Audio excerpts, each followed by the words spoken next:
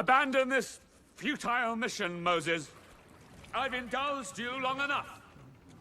This must now be finished. No, Ramesses. It is only beginning.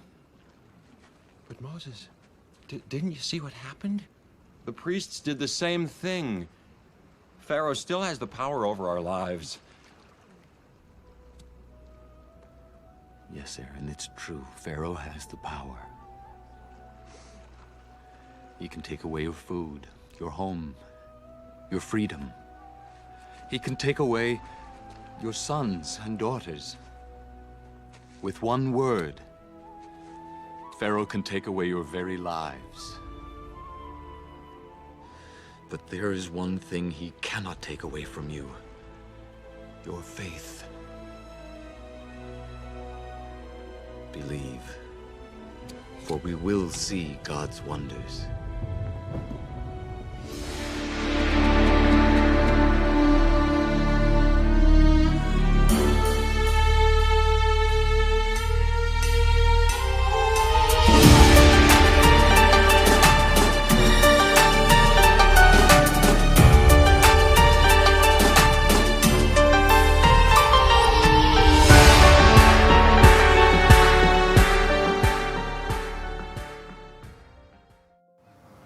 Hey guys, welcome to another episode with us here at Host No More, helping you weed out your psychic parasites. Today we will be examining the subject of etheric body harassment or desecration via narcissistic abuse. In part 2, we will be looking at methods to recover from the resulting energetic disharmony and strengthen our aura. This subject is part of the bizarre phenomena that occur when you're experiencing narcissistic abuse, much like gang stalking, electronic harassment, gaslighting, and word salad.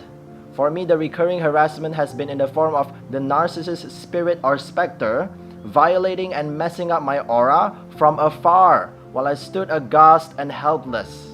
So I'm making this video to help those who are facing the same predicament. Before we begin, please subscribe to my channel if you want to learn more about narcissistic abuse recovery and precautions. I post weekly videos on the topic. I also offer one-on-one counseling sessions and a WhatsApp or email support service at my website at hostnomore.org. Also a reminder that I will be changing all my live streams into recordings due to unknown technical issues with my computer. So now that you're informed, let's begin.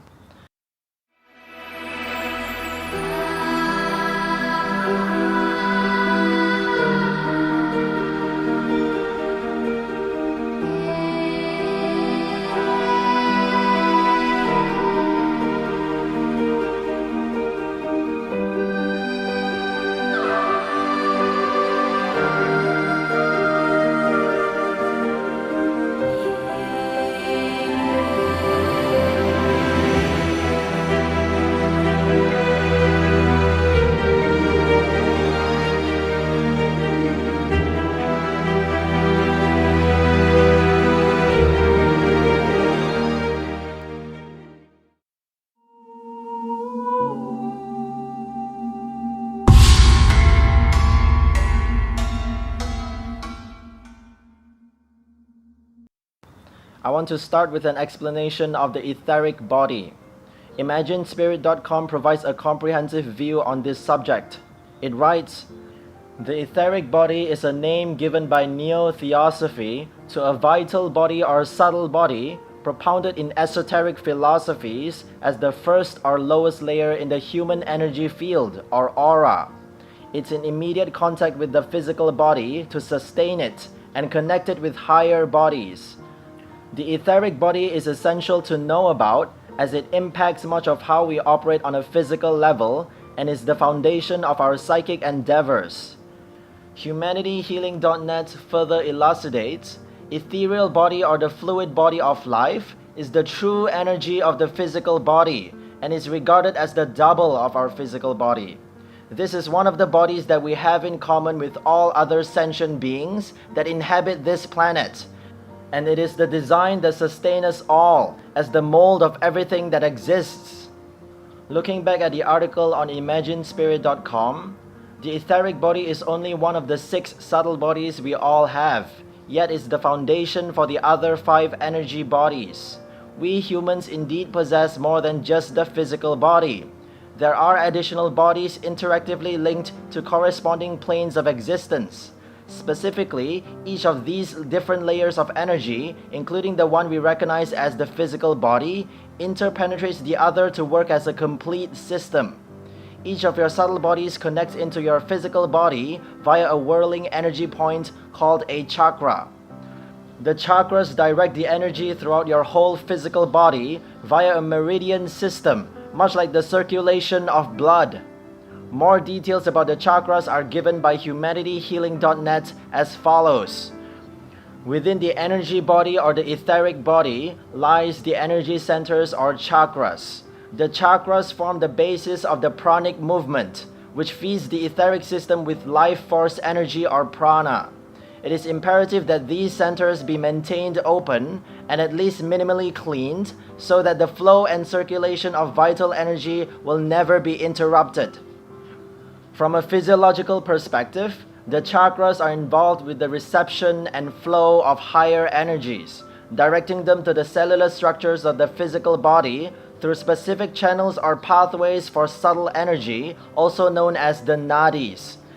These channels act as energy transformers.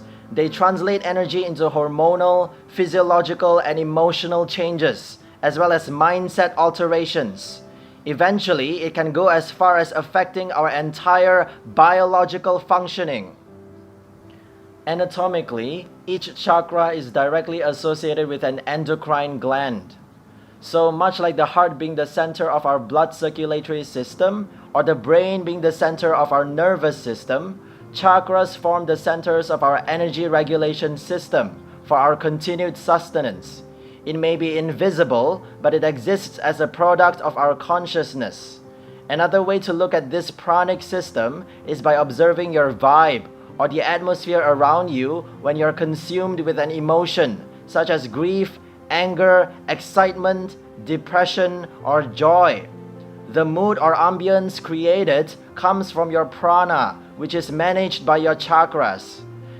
However, sometimes we become deprived of our life force energy when our energy system has been disturbed or retarded. This can happen when our aura has been violated by energy vampires, psychic parasites, and narcissists, or when we are caught up in a low vibrational state of mind. The following article on chakra health at askingangels.com elaborates on this. One of the main things that block our flow of prana and clog up our etheric body is thought. This is because thoughts are composed of energy. They exist as vibration, either high and healthy for good positive thoughts, or low and less healthy for vile negative thoughts. The thoughts that have the lowest vibrations are anxious and fearful thoughts.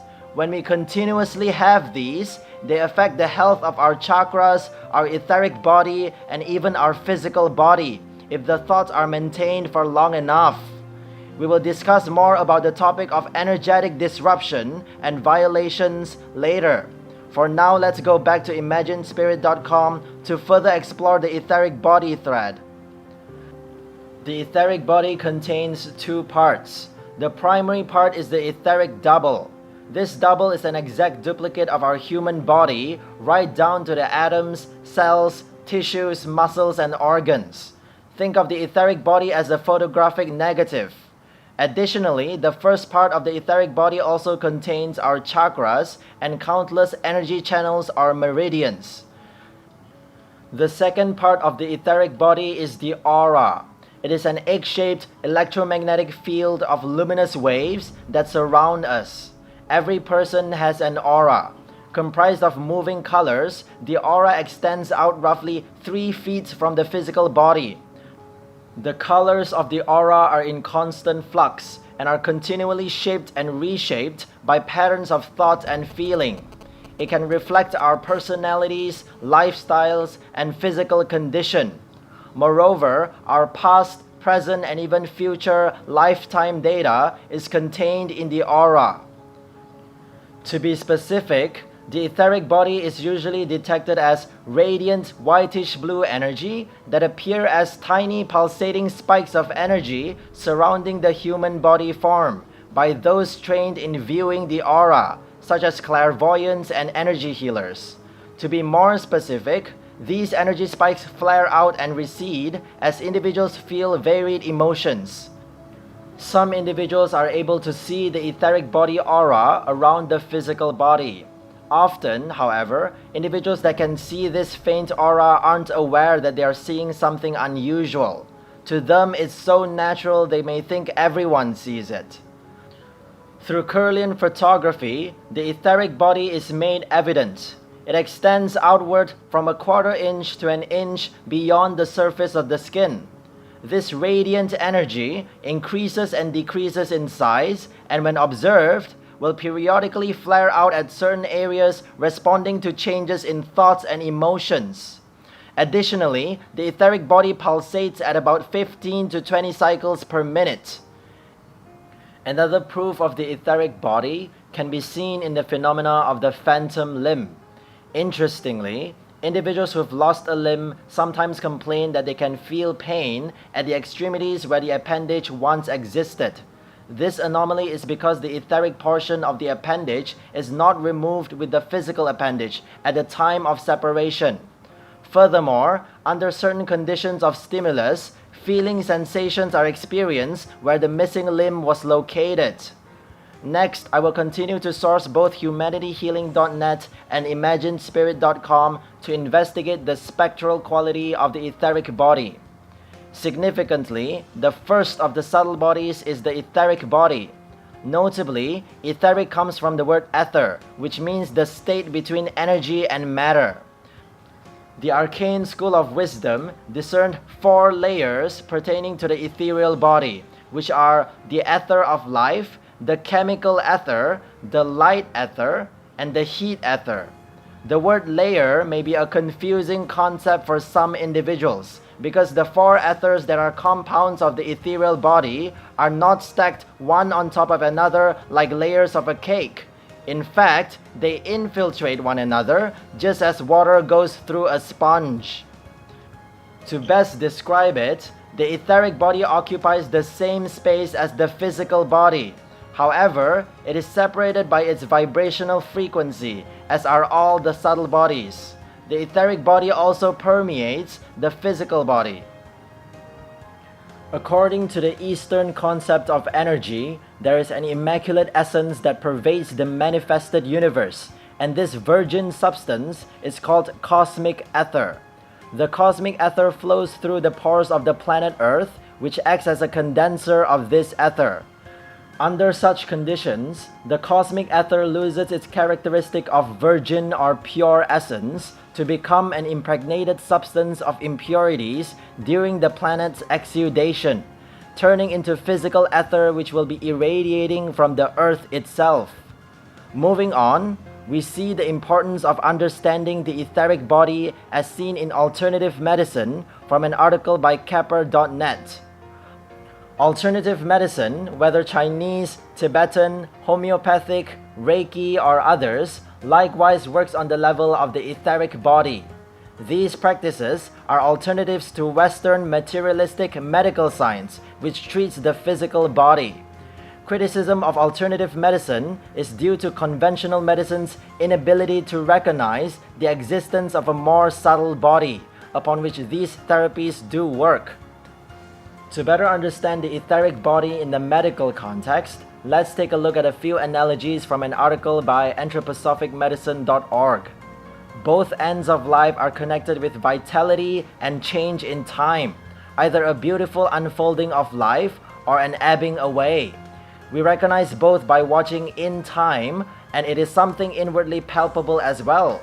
We can sense a body of life forces, of growth forces, morphing with time.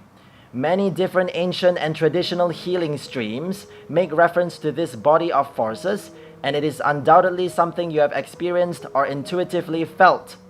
Within the framework of anthroposophic medicine and the indications of Rudolf Steiner, this body is very precisely described.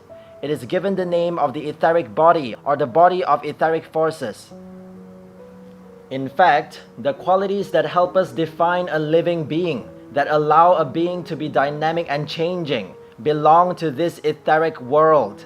Beings with etheric bodies live, grow, and change in time, and they continue that development in time from one generation to another through reproduction. In the human being, we can try to understand the presence of the etheric body by looking for its absence. In a corpse, 3 days after death, the traditional timing for awaking, the etheric forces are gone. All that remains is the physical matter of the body. Over those 3 days, we can witness the etheric forces slowly leaving the body.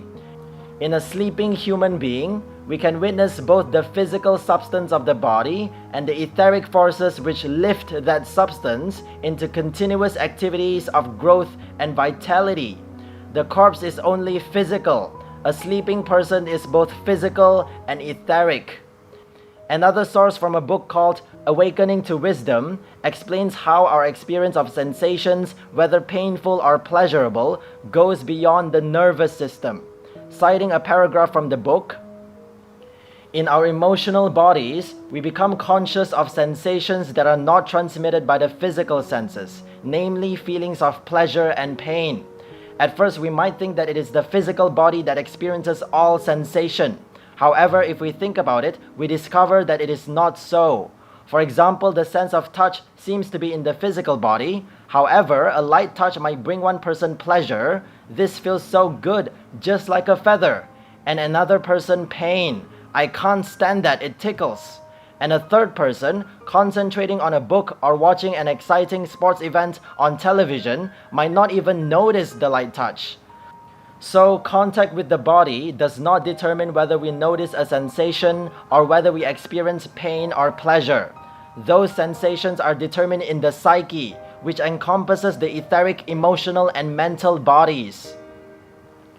Coming back to the medical investigation of the etheric body, the article continues. We can expand our understanding of these growth and vitality forces by looking at them from another side, and recognizing that water is the mediator of these etheric forces. Where there is water on the planet Earth, there is dynamic life changing in time. Where there is no water sits conditions of sand and stone. What points to the presence of water is plant life, and indeed etheric forces are what give the plant world its capacity for growth and change. Coming back to our first example, in the same way that we begin to understand the absence or presence of etheric forces by looking at the difference between a corpse and a sleeping human being, we can similarly look to the difference between a stone and a plant. A stone or mineral has physical substance and qualities that we can easily measure. We can take a small sample of a stone and through laboratory analysis discover all of its chemical constituents. The plant also has physical substance which can be measured and analyzed, but it has something more than the stone. It takes the mineral substance of the earth and lifts it into a dynamic state, a state which is now open and flexible enough to change in time, which will expand and develop in a predictable progression. Archetypally, seed to roots to shoot to stem to leaf to flower to blossom to fruit and seed, and it will propagate through division or pollination. We can say that a mineral has physical characteristics, a physical body, but it is changed by the wind and elements, not out of its own nature. A plant is somehow richer, as its physicality is changed with etheric forces that lift it into a living state. From a usual scientific perspective, all of these qualities are simply made possible through the chemical structure of water. But while water or liquids act as the physical vehicle for these etheric forces, they are not the same as these forces. This has been explored by different water researchers as they try to demonstrate how pollution from chemical or waste products affects the dynamic qualities of water. Work has also been done around how water can be redeemed or healed back to a healthy state so that it can once again act as the carrier for etheric forces. When we want to help a patient heal or recover from an illness, it is essential to support the etheric forces. Growth of new tissue, the ability to take up and use the substances provided through nutrition, and the vitality for activity and interest in the world are all directly related to how the etheric forces are weaving through and supporting the physical body. So we see how important the etheric body is in affecting our physical and psychological health. We also explored the physical manifestations of the etheric body, such as physical intelligence, growth, consciousness, and adaptivity. In addition to that, we looked at the role of water as the carrier of life.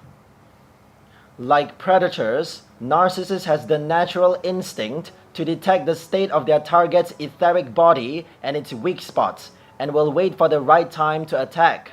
They will observe your energetic vibrations to tailor their harassment so that they can inflict the greatest and most lasting damage. They know that the worst fate is to be cast into a low vibrational state of mind, and they will do whatever it takes to reduce you into an etheric degenerate, to starve you of prana, of life force energy. This leads to all kinds of health problems, including mental illnesses such as depression, anxiety, and addiction, among others. In the extreme case, severe disorientation of the etheric body can cause a person to lose their humanity, their conscience, and even their will to live. A fate far worse than any physical harm or death. A complete annihilation of the person's identity and sanity. This is why narcissists love to target our energy body. It makes them feel powerful to be able to wreak havoc and destruction upon another's soul, especially when the victim can do nothing about it. In the next section, we are going to cover the many sources of etheric body disruption and contamination. Some of these disturbances can be subtle and appear harmless, while others are more obvious, ruthless, and direct. The first few sources I want to discuss involves etheric harassments by an external entity or stimulus. Number one is the invasion of your personal space. This is explained in detail in chapter 12 of the book titled Powers of the Sixth Sense. It reads, "Our personal space is an important factor in life. If someone encroaches on our space at home or in the workplace, we feel violated. And that can be a simple action, such as disturbing something in your home or removing something from your desk. This violation is only lifted if we have given the permission for someone to enter our personal space. This concept applies especially in martial arts, where you are taught to maintain your personal space and keep a safe distance between you and any potential threat. When someone breaches your personal space, you immediately feel under threat and take the necessary precautions to protect yourself. If someone comes too close, you have an overwhelming sense of encroachment and possibly fear because of the energy overlap from the other person's aura into yours, especially if the incoming energy is denser and more negative. Everyone has an auric field, and the attributes of this field are obvious from a spiritual and psychic point of view. Each of us can use this ethereal body as a fearsome weapon. We can enhance our ability to sense and use the information contained within it. By learning to heighten your natural ability, you become more perceptible to the subtle energies that surround you. If you are a potential target, you can learn to anticipate any probable threats or impending danger. Your own early warning systems will keep you alive. This energy field surrounds your physical being in every way and is commonly known as your auric field.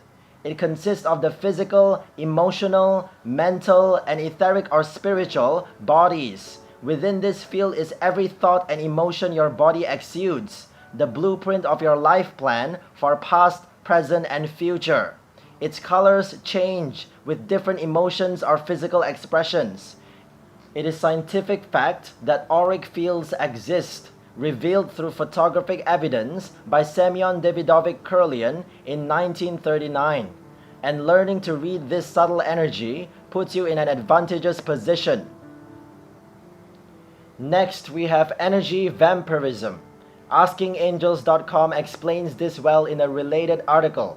It goes, the way an energy vampire works is they must first establish a kind of bond or friendship before they can engage in energy draining of another.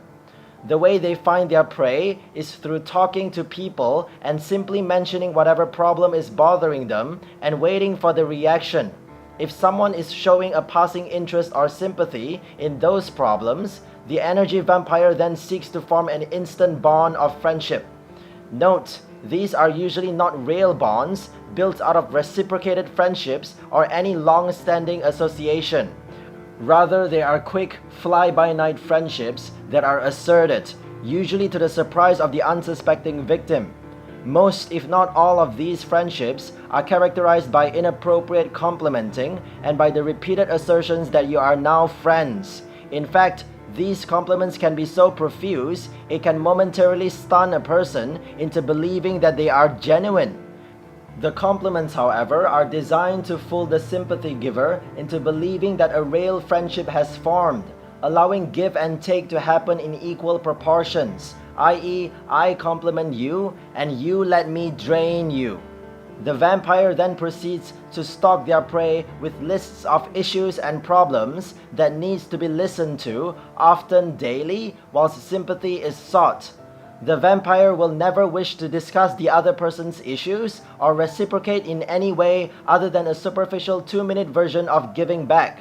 Once again, this is to convince the giver that the friendship is on equal footing. So this is the narcissist's strategy to get something for nothing, by making you believe that the friendship and goodwill is mutual.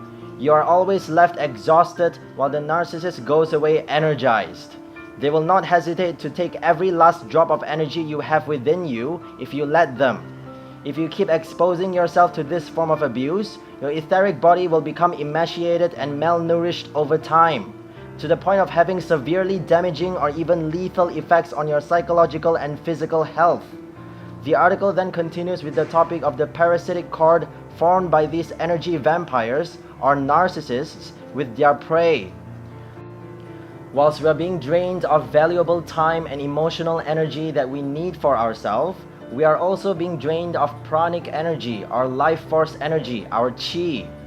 The vampire actually connects an etheric cord or energy cord between us and them, one that we may not be able to see, although we can see or feel it psychically. Each time they drain someone with their issues, they go away feeling light as a feather and refreshed, whilst the other feels used, irritable, tired, drained, or actually mad. Pranic drainage can also happen as we sleep. Once someone has this cord hooked into our solar plexus chakra, they can drain away vital force energy as long as we allow it and are open to them. In this case, it is recommended to do a quick cord cutting in order to sever any unwanted etheric cords. Some of the symptoms of heavy cording are listed as follows: unable to move on, unable to stop thinking or obsessing about a person, compulsively stalking the energy vampire online through social media, temptation to go back to a relationship that does not serve you, unable to sleep, experiencing amnesia, having frequent conversations or arguments in your mind with a person, frequently remembering what they said in the past and feeling their ongoing judgment or criticism, constant memories or emotions that arise, i.e., we used to watch that show together, endlessly processing the past and what happened, deep feelings of sadness, anger, and depression around the past, strong feelings of wanting revenge, or a constant awareness of unfair treatment, crying a whole lot, an emotional wreck, and others. We now proceed to examine sexual violations or sexual abuse and the resulting impact on our etheric body. William Bloom wrote in her article on an energy healing strategy for victims of rape and sexual abuse at spiritofchange.org. When an adult or child is raped or sexually abused, the etheric webbing around the sexual organ or sacral center may be forced open and torn. It then requires reweaving. If it is not healed, the individual may experience ongoing disempowerment and, worst of all, leak sexual energy, unwittingly attracting predators and bullies. In healthy and respectful lovemaking, there is a natural process of opening and closing to one's partner. This also happens in mindful tantric and Taoist practice. Conversely, in situations of sexual abuse, the victim is overpowered by the abuser, and the opening is forced. This forced opening obviously happens in rape. It also happens when an authority figure or someone in power sexually coerces a subordinate. This abusive physical intrusion is mirrored in the victim's energetic field or aura. Their fascia, their meridians, their aura, and their etheric webbing is penetrated and torn. There is now a gash or a puncture. Sometimes it is so bad that it is virtually flapping open. Healing this gash obviously takes time. With time, good fortune, support, grace, and healthy relationships, the webbing should naturally reweave itself and fall back into the fabric of its template. Remember the concept that underlying all aspects of the physical and etheric body is a template of perfect integration. But obviously, if the positive supportive dynamics are not present, then the victim's webbing may not heal and reweave. They may now live with it permanently open. This may leave the individual feeling incomplete, confused, disoriented, and disempowered. At worst, it attracts bullies and predators who can smell or detect this weakness and may create a cycle of further abuse. The book titled Ways of Renewal, a Guidebook for Women, supports this etheric rupture concept by comparing the destabilized sexuality of the victim of sexual abuse to the stunted growth and abnormal flowering of a plant that was violently mishandled. This is shown in the following excerpt. In a sexual assault, where the woman never willfully consented to the act, her etheric template protecting her yin female essence was never let down. The perpetrator forcibly broke through. From the perspective of Oriental medicine, you could say that this forcible act damaged the flow of energy in the meridians, which in this image would be the tiny veins in the plant that nourish the leaves and petals of the flower. It is no wonder then that the flower's potential lifespan was blunted by the assault. Instead of the perennial's natural multiple flowerings, the damaged flower was left with the temporary inability to function properly and to produce radiance and beauty.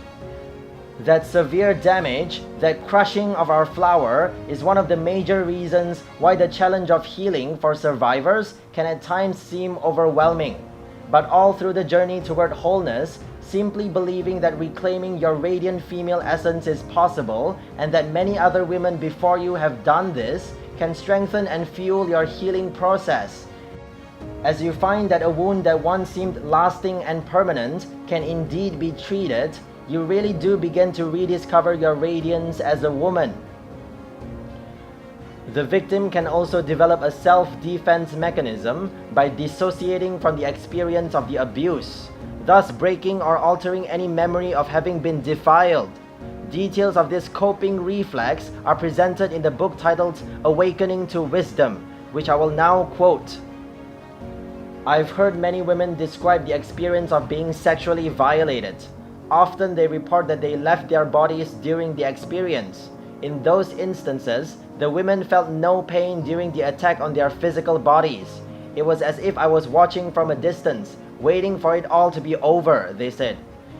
Since the registry of sensation and of pleasure and pain are in the consciousness of I, to dissociate from the body that is not to remain identified with it is to avoid experiencing the impact of the rape. In the case of being sexually violated, the shock of the event may have precipitated the dissociation. Another way of dissociating from the experience of the body is to dull the nerves that transmit impulses to the brain. That is what anesthetics do. Still another way is through hypnosis, whether self-induced or suggested by another. In that case, the individual turns his or her attention away from the sensations that are being registered to focus on something else. A hypnotist gives the subject something to look at, perhaps a swinging pendulum, and thoughts to concentrate on. For example, you're feeling very sleepy, you're very relaxed, or you will remember nothing. In auto-suggestion, you give yourself something to focus on, such as the memory of a beautiful scene, a prayer, a mantra, or thoughts of another time or place. Such images or thoughts occupy your awareness so that you are no longer identified with the body. Trances induced by repetitive movements and or chanted sounds can have a similar effect. In all these cases, the individual is not identified with what is happening to the body and therefore experiences no pain or pleasure. The etheric body does not transmit the nerve impulses from the physical to the astral. People can walk on hot coals of fire or lie on beds of nails and not experience pain, even though their feet get blistered and their skin is punctured. Or, as in the first example, a woman can be brutally raped and not remember the pain or shame of it because in fact she didn't experience it. But the reverse can also occur. By calling up an image of an event or by re-entering it in memory and inviting a registry of the sensations, we can go back to a past event and live out the experience as if it were happening right now. The etheric body, which is not bound by time or space, picks up the energy of the event and transmits it to the emotional body as if it were occurring in the present moment. The resulting waking dream can provide us with symbols and metaphors to help us develop our understanding of life and the implications of experiences. EnergeticCynicist.com gives a good description of the impact of sexual abuse or torture on the victim's soul consciousness in an article on sexual misery. It reads, "These actions wound the soul matrix body, as the trauma in events such as rape or sexual torture fractures the soul into near destruction. When the soul fragments from any kind of intense trauma, it shuts down the soul connection, heart connection, and systematically splinters the layers of the mental bodies. If this is not healed, the soul fragments are unable to embody at all and exist in fragments strewn across the planetary consciousness grids. The physical result is a disconnected soul from its incarnated human body. The soul is outside the physical self and may exist in millions of fragments rather than integrated to be embodied. Generally, a human incarnated with soul disconnection and therefore mental fragmentation through severe trauma is used in servitude and bindings to a satanic force of imposter spirit. This disconnection is the result of most human brain dysfunctions and related psychological distortions, many that are clinical references to schizoid, narcissism, and all personality disorders. Once the soul is fragmented, the body is very easy to control or possess. This source also presents an extraterrestrial theory regarding the rise in sexual abuse, personality disorders, and evil forces in the world today. Citing the article, the archontic deception strategy is developed under the negative alien agenda to directly inflict sexual misery via sexual abuse and sexual slavery on this planet, starting as early and young as possible.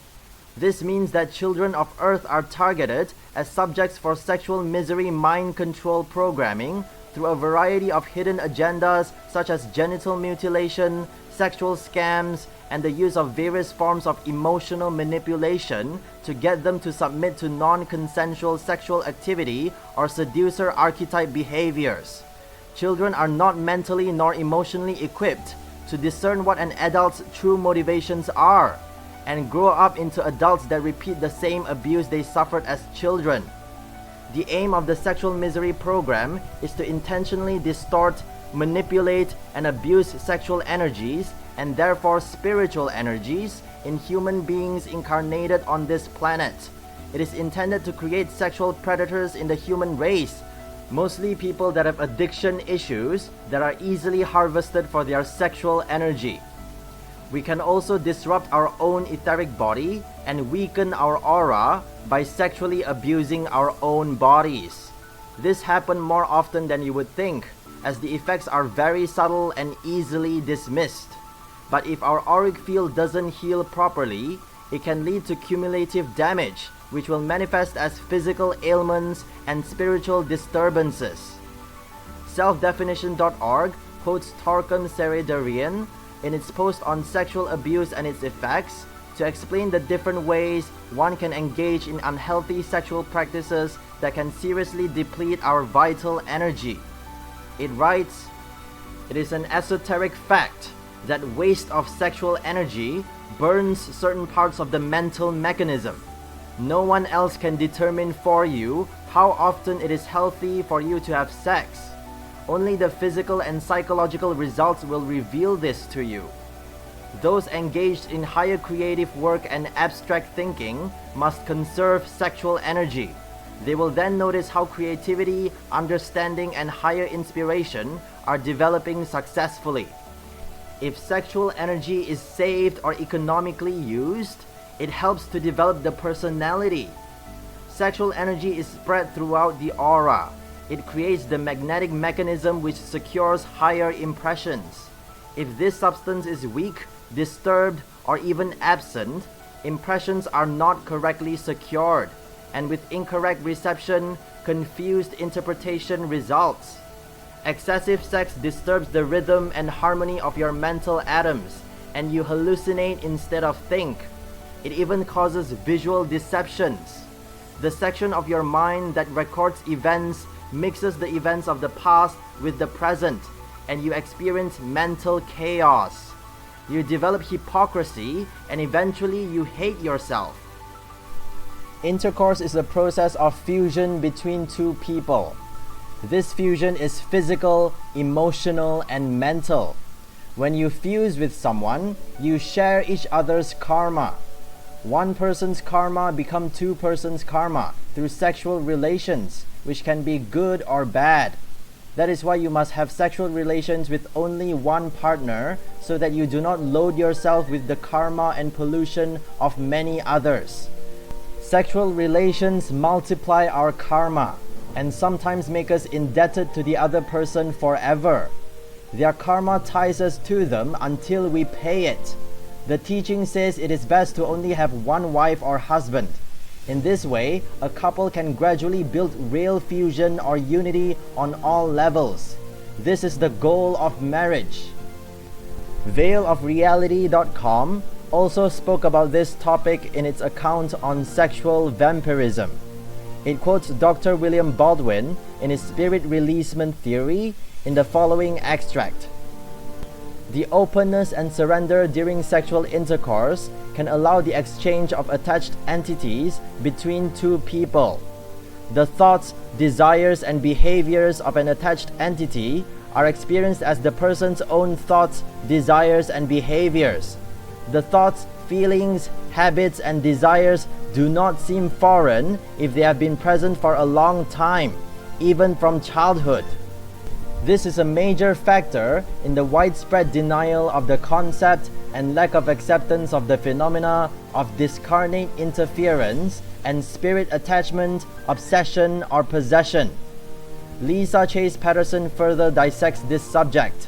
She said, "Pay attention to whom you share your intimate energy with. Intimacy at this level intertwines your oral energy with the oral energy of the other person. These powerful connections, regardless of how insignificant you think they are, leave spiritual debris, particularly within people who do not practice any type of cleansing, physical, emotional, or otherwise. The more you interact intimately with someone, the deeper the connection and the more of their aura is intertwined with yours. Imagine the confused aura of someone who sleeps with multiple people and carries around these multiple energies. What they may not realize is that others can feel that energy, which can repel positive energy and attract negative energy into your life." Returning to selfdefinition.org, it continues to write, "Having multiple sexual partners increases your ties. It is better for a person on the spiritual path who is dedicated to great service to have fewer burdens and debts. We must not forget that advancement on the path and expansion of our field of service is in direct proportion to the degree of our karmic debt. Often, people who are ready to enter higher levels of consciousness are prevented from doing so by past karma and are chained to a routine life. Those who want to go forward on the path of spiritual evolution must be very discriminative in their sexual life. Sex is a powerful and precious energy which must not be wasted. Intercourse must be an effort to contact the highest within each other and to provide vehicles for incoming souls or for precipitating higher ideas and visions. I want to stop here to comment on the dangers of sex.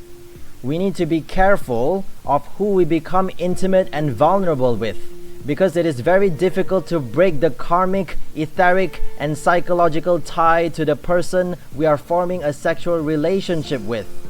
Narcissists are pure poison. They know their aura has been poisoned and cursed by their evil intent and conniving practices. Their auras are so tainted that they can no longer escape their own prison of delusion, paranoia, and spiritual desolation. Because of that, they are driven by an eternal hunger to infect the auras of healthy, well-adjusted people by becoming enmeshed with their victims through sexual contact, physically and even energetically, by rubbing their filthy essence onto your psyche and spreading their soul disease. We continue to read the article to explore other forms of self-inflicted sexual abuse. Excessive masturbation is an abuse of sexual energy and can be very unhealthy. It creates a tremendous pressure in the gray matter of the brain. The pineal and pituitary glands are affected, and mental concentration is weakened. If a person feels an urge to masturbate, an excellent remedy is to wash the sexual organs or to douche with acidophilus. Acidophilus stops sexual stimulation because it disinfects germs and microbes that create artificial sexual stimulation. In healthy sexual intercourse, the man absorbs the woman's energies and the woman absorbs the man's energies. The energy which is absorbed replaces the secretions released during intercourse. That energy creates etheric energy which recharges the blood. In masturbation, there is no exchange or absorption of energies. There is only loss. One draws upon his reserves and wastes them. So much pressure is put on the gray matter of the brain from the depletion of energies brought about by masturbation that lack of concentration, lack of daring and creativity, and even insanity can result. Furthermore, during masturbation, a person creates sexual thought forms which are difficult to eliminate. Another form of sexual abuse which is very harmful is oral sex. Oral sex destroys the aura's equilibrium and harmonious vibration.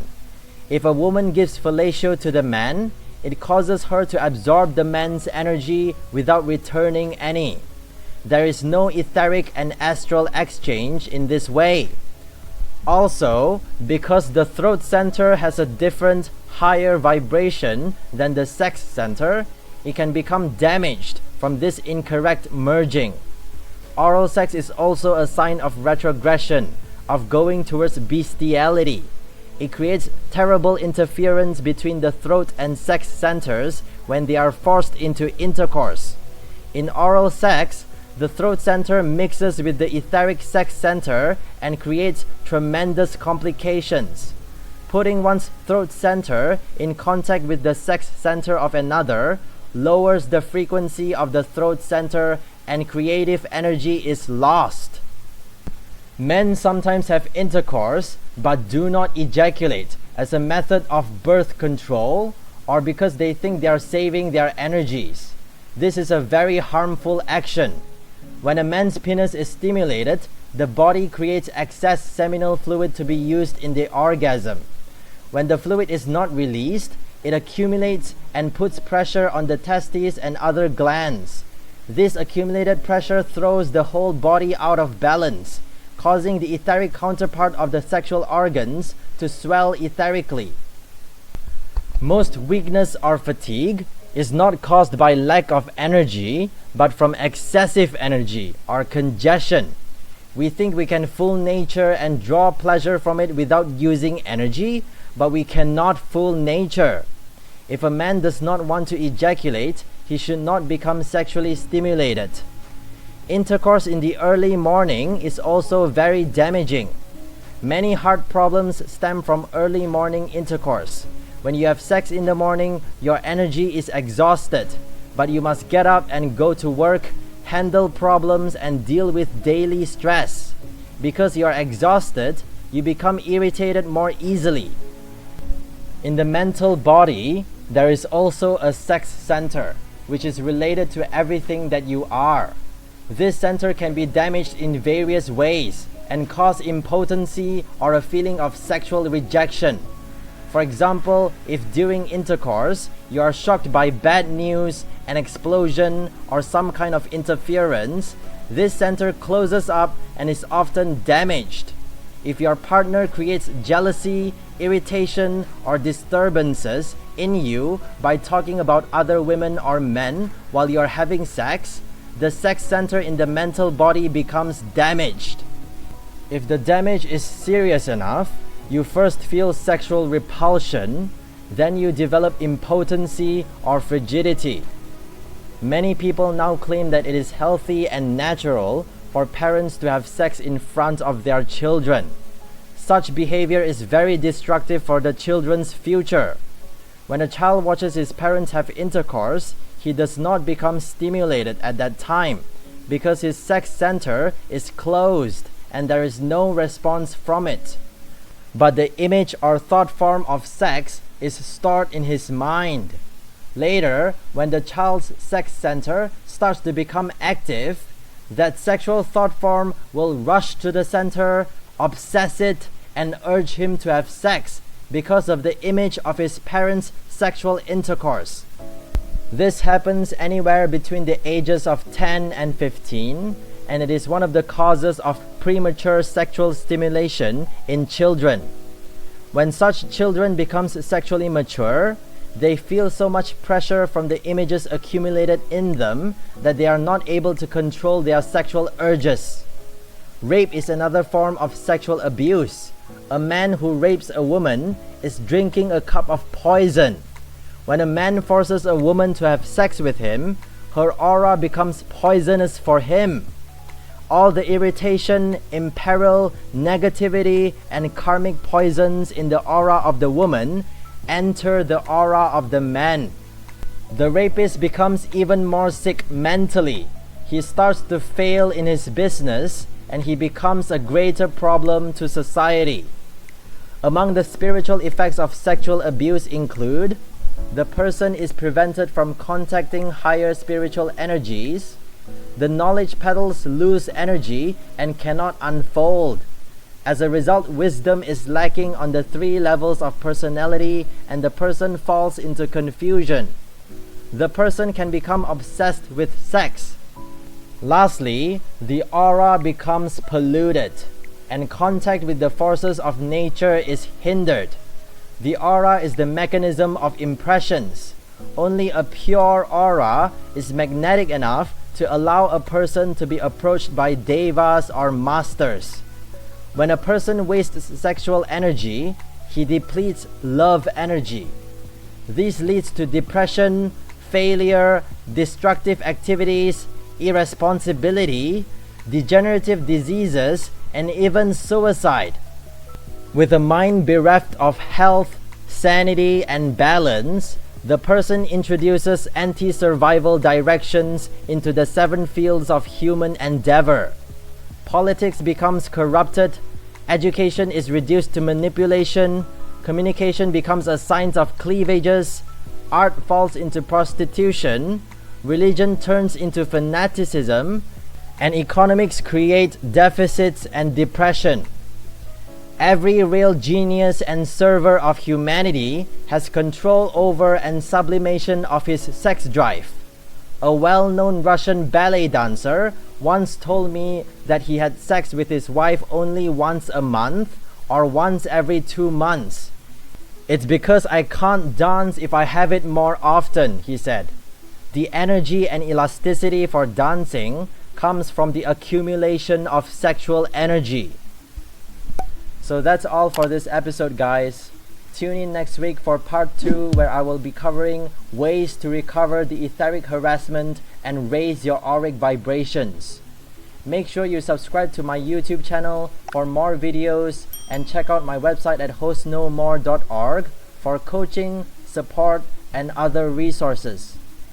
We also have a new direct messaging service via WhatsApp or email correspondence, or even Facebook Messenger at only $25 for 3 days of correspondence. You can book now in the link below. You can also get video package deals at my Patreon page. I also have a Facebook page and a Quora profile dedicated to narcissistic abuse survivors, which I've included in the description of this video. So I hope you found that helpful.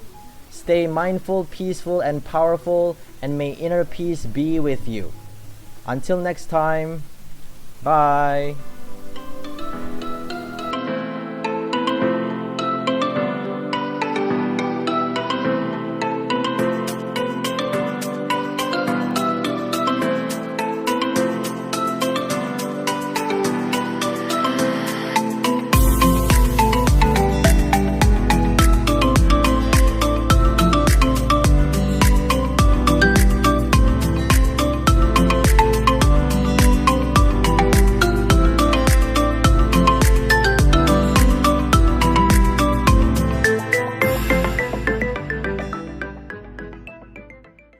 You're a man looking at the world through a keyhole, and you've spent your whole life trying to widen that keyhole, to see more, to know more.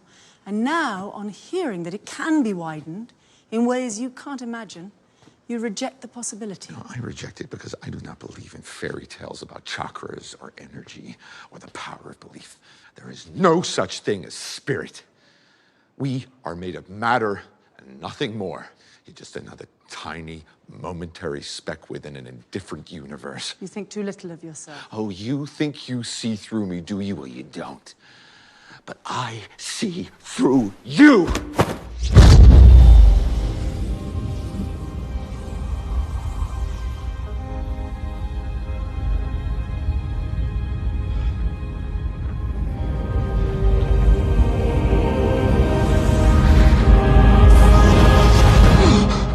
Do to me? I pushed your astral form out of your physical form. What's in that tea? Psilocybin? LSD? It's just tea. With a little honey.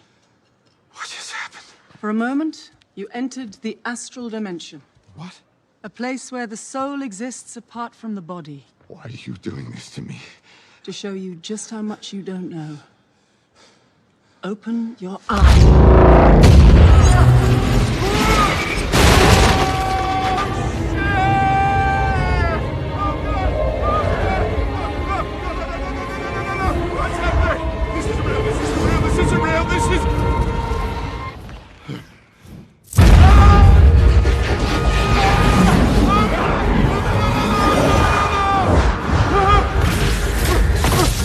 His heart rate is getting dangerously high.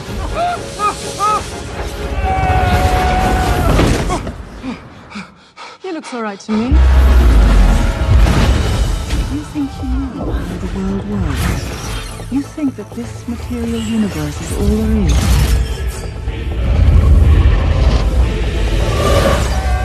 What is real? What mysteries lie beyond the reach of your senses? At the root of existence, mind and matter meet. Thoughts shape reality.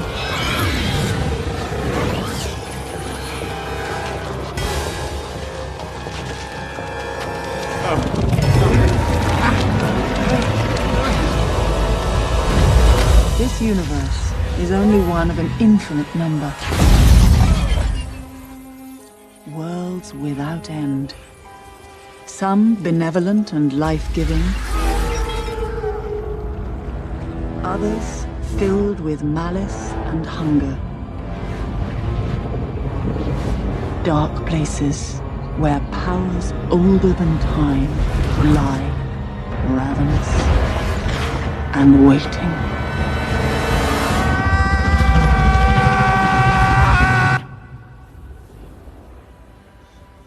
Who are you in this vast multiverse, Mr. Strange?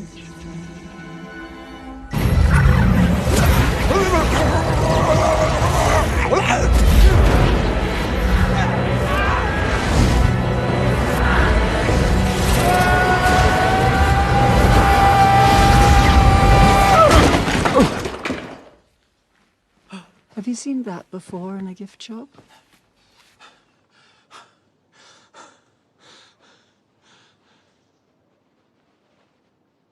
Teach me.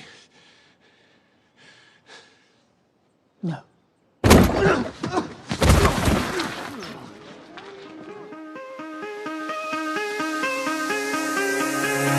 Give me reasons to doubt, try to keep me down, but I'll put the flame out, you can't get to me.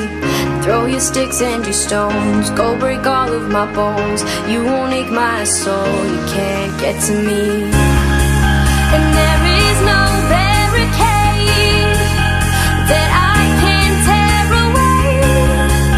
Shoot me down, the fire away, away. But I'm a heavyweight. I'm a heavyweight. I'm a heavyweight. I'm a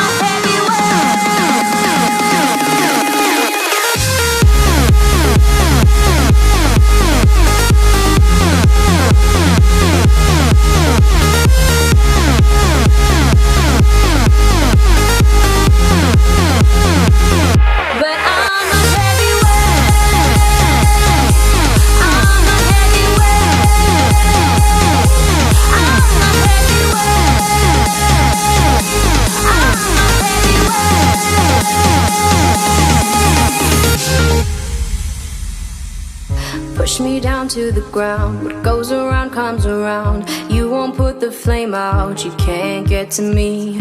Say what you wanna say, go take it all away, but I'm here to stay. No, you can't get to me. And there is no